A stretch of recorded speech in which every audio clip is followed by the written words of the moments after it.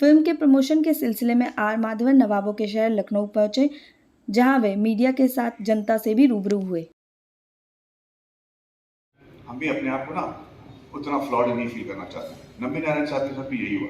दिखने में इतने अच्छे थे, इतने अच्छे थे कि लोगों को ये यकीन करना मुश्किल हो गया कि इन्होंने अफेयर नहीं की।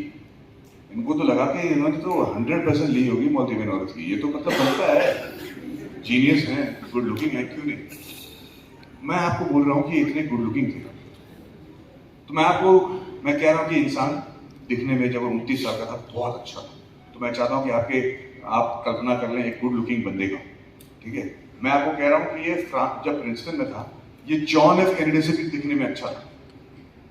या जॉन एफ कैनेडी जो उस जमाने के सबसे हैंडसम मैन माने जाते थे, उससे भी अच्छा था देखने में। तो आपको अभी दो चीज लगे, या तो मैडी बावला हो गया या फेंक रहा है, या फिर एक इंडियन ऐसा दिख भी सकता है। मैं आपको उनकी तस्वीर दिखाता हूँ प्रिंसटन न्यू जर्सी में। थोड़ा लाइट कम करने भाई, मजा नहीं आता वरना।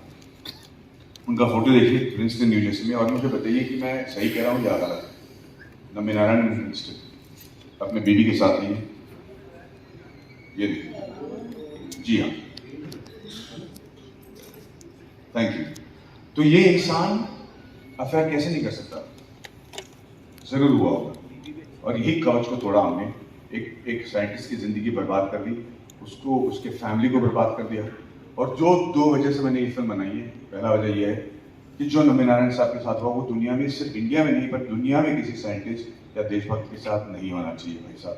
क्योंकि ऐसे लोग ना हमारे लिए एक सुरक्षा कवच है। ये लोग, नम्बी नारायण साहब ने एक ऐसा इंजन बनाया जो आज तक कभी फेल नहीं हुआ है, मैं जैसे बता रहा था। पर ये इंजन की अहमियत हमारे जिंदगी में क्या है? हमको क्या लेना देना इसरो क्या करता है, चांद में जाता है या तारे में जाता है, उसका रॉकेट फुटता है, उससे आम आदमी का क्या लेना देना? इतने करोड़ रुपए खर्च किए जाते हैं, क्या हम लोगों की भुखमरी दूर नहीं कर सकते? और मैं आपको बता दूं जो हकीकत है कि इंटरनेट से लेके आर्थ्रोस्कोपिक सर्जरी तक, छोटे बच्चे को बचाने से लेकर फायर सेफ्टी तक, मतलब एक इंसान को 60 से लेकर 80 तो 90 उम्र तक बचा के रखने की जो दवाइयाँ हैं, वो फूड स्टोरेज, रेफ्रिजरेशन, पेंसिल, जो भी आप आविष्कार की बात करें, हो सकता है कि 90% आविष्कार उसी वजह से हो, वहीं से आए हों जहाँ पे स्पेस रिसर्च और डिफेंस की बात की जाए, इंक्लूडिंग इंटरनेट। तो ये हमारे हित की बात है। और भाई साहब, अभी ना सबको लगता है कि स्पेस से मेरा क्या लेना देना, लेकिन मैं कह रहा हूँ कि आने वाले 10 साल में ना हो सकता है कि हम में से कई लोगों को स्पेस जाना पड़ेगा। क्योंकि जिस तरीके से इस धरती के साथ हम जाति कर रहे हैं, और मैं बता रहा हूँ आज के दिन जैसे कि हम बात कर रहे हैं, वहाँ पे प्लान बन रही है दुनिया भर में कि हम मार्स कैसे जाएंगे, चांद कैसे जाएंगे, चांद में से हम ऐसे एलिमेंट्स कैसे ले आएंगे जो इंडिया में नहीं है, वहाँ पे क्या वाकई में चांद में हीरे बिखरे पड़े हुए हैं, क्या ऐसे एलिमेंट्स हैं जो हमारे यहाँ धरती पे लाकर हम उनको यूज़ करके यहाँ पे जो बीमारियाँ हम नहीं सॉल्व कर पाए, वो बीमारियाँ को हम यहाँ सॉल्व कर पाएँ, क्या डायबिटीज़ और डिमेंशिया का हम सोल्यूशन ढूंढ लें। ये सब चीज़ें बातें हो रही हैं, और हो सकता है कि अंतरिक्ष हम में से कई लोगों को कभी ना कभी जाना पड़े। इसीलिए नम्बी नारायण जैसे लोगों को, हमें जो हमारे, मैं मानता हूँ कि इंटेलेक्चुअल कैपिटल है इस देश के, ऐसे लोगों को बरकरार रखना, सुरक्षित रखना, उनको सराहना और उनके बारे में जानना बहुत जरूरी है। क्योंकि आने वाले दिनों में ना, जब भी मैं कह रहा हूँ कि जब भी हॉलीवुड कोई फिल्म बनाता है, जैसे इंटरस्टेलर, इंसेप्शन, अपोलो 13, या स्टीव जॉब्स के ऊपर किताब बनाता है या बुक बनाता है, तो हमको लगता है कि सिर्फ अमेरिकन ही है जो दुनिया को बचा सकते हैं, वहीं के साइंटिस्ट हैं, वहीं के इंजीनियर हैं जो दुनिया को बचा सकते हैं। ये इमेज उन्होंने बड़ा बरकरार रखा है। पर सच तो ये है कि ठोक भर के लाओ में ऐसे इंजीनियर्स इंडिया में पड़े हैं भाई। हमारा जो मेटावर्स बन रहा है, जो नया इंटरनेट बन रहा है, वेब 3.0 बन रहा है, इसको बनाने वाले लखनऊ, कानपुर, झांसी, पटना, ऐसे जगह से हैं लोग। ये एक्चुअली हैं, ये आज 26-27 साल के हैं, इनके नेटवर्थ 22 मिलियन 15 मिलियन की है, पर हम इनके बारे में नहीं जानते।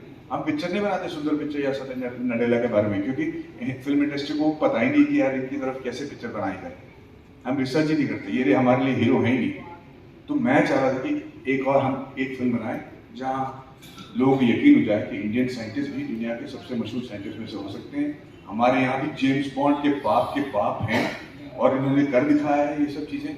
और इन्हीं दो वजह से मैंने ये फिल्म बनाई है। मैंने इसलिए लिखा इस फिल्म को क्योंकि ये सब्जेक्ट किसी और को समझाना बहुत मुश्किल हो गया था मुझे। इंडस्ट्री में ऐसा कोई नहीं था जो रॉकेट इंजन के बारे में समझ सके। मेरे इंजीनियरिंग बैकग्राउंड है, टेक्नोलॉजिकल बैकग्राउंड होने की वजह से मैं ये इंजन समझ पाया और एक ऐसा कहानी लिख पाया ताकि हम ये बात जो है पब्लिक तक समझा पाए। मैंने डम डाउन नहीं किया, मैंने कहीं भी ये नहीं किया कि इसको आसान कर दे ताकि पब्लिक को समझ में आ जाए, क्योंकि इंडियन पब्लिक को सब समझ में आता है भाई। वो तो हमको लगता है कि इनको समझाने की जरूरत है, पर वो हमसे बहुत शाने हैं, बहुत। तो हमने ऐसा कहानी लिखा है जहाँ पे अगर आपको रॉकेट साइंस समझ में आए तो ठीक है, नहीं समझ में आए तो उसका इम्पैक्ट समझ जाओगे, और अगर समझ में आए तो आपको नहीं लगेगा कि ये फुद्दू कहानी किसने लिखी भाई। कोई भी अगर नासा का साइंटिस्ट इस फिल्म को देखे तो उसको समझ में आ जाएगा, अरे भाई ये नंबी नारायण तो बाप है, और इसकी वजह क्या है वो हमने बाकायदा बताया। दूसरी बात ये है कि इस फिल्म को लिखने के बाद मैंने तय किया कि इसमें मैं एक्टिंग करूंगा, क्योंकि हर एक एक्टर का एक इच्छा होता है कि भाई नायकन की तरह, अमिताभ बच्चन की तरह एक कम उम्र से लेकर बुजुर्ग की उम्र तक हम रोल निभाएं, ताकि लोगों को लगे कि मैं कितना अच्छा एक्टर हूँ। मुझे उस वक्त पता नहीं था कि जबड़ा तोड़वाना पड़ेगा, वेट बढ़ाना पड़ेगा, पर मैंने वो अपना लिया। जब मैं प्रोड्यूसर के पास गया तो उन्होंने कहा कि माधवन जी आप अलग अलग किस्म के पिक्चर बनाते हो, बहुत अच्छी बात है, इस फिल्म की बजट क्या है। मैंने उनको बजट सुनाया तो उनकी सांस रुक गई। फिर उन्होंने कहा कि कोई बात नहीं, हीरोइन कौन है? मैंने कहा कोई हीरोइन नहीं है। मैंने कहा ठीक है, तो फिल्म में गाने कितने? मैंने कहा गाने नहीं है। मैंने कहा फिर अच्छा फाइट्स कितने? मैंने कहा वो भी नहीं है। तो उन्होंने कहा कि भाई प्रोड्यूसर भी नहीं है। ठीक है, मैं एक खुद ही प्रोड्यूस कर लेता हूँ, एक मिनट, वीडियो का गलत कर लिया, लेकिन मैं इसको डायरेक्ट नहीं करना चाह रहा था। डायरेक्ट कोई और करने वाले थे, लेकिन शूटिंग के कुछ 25 दिन पहले हमारा शूटिंग डिले हो गया, क्योंकि हमारे हर आर्टिस्ट को 3 भाषा बोल रहा था। कास्टिंग करते करते 2 महीना लेट हो गए, हमारे डायरेक्ट नहीं कर पाए। तो नंबी नारायण साहब ने मुझसे कहा कि आप डायरेक्शन जानते हो, आप ये कहानी जानते हो, आप इंजन के बारे में जानते हो, आप ही डायरेक्ट कर लो। मेरे फंडर्स, मेरे जो को प्रोड्यूसर, उन्होंने कहा कि बिल्कुल सही है, आप कर लो। तो 1 सेकंड के लिए तो मतलब शूरवीर बनकर मैंने कहा कि हाँ मैं कर लेता हूँ डायरेक्ट। पर 25 दिन बाद जब मैं पहली बार सेट पे गया तो मैंने रियलाइज किया कि यार मैंने तो इतनी बड़ी चीज़ मोल ली है। मैंने कभी डायरेक्ट नहीं किया है, मैंने कभी आईफोन फिल्म नहीं डायरेक्ट किया, ना कभी मैं एडिटिंग रूम में गया हूँ, या मैं कभी ग्राफिक्स इंस्ट्रक्टर को कोई बात बताया हूँ, ना ही मैं कभी म्यूजिक सिटी में गया हूँ। तो मेरे को अचानक वैसे लग रहा था जैसे मैं मतलब बहुत बड़ी गलती कर रहा हूँ।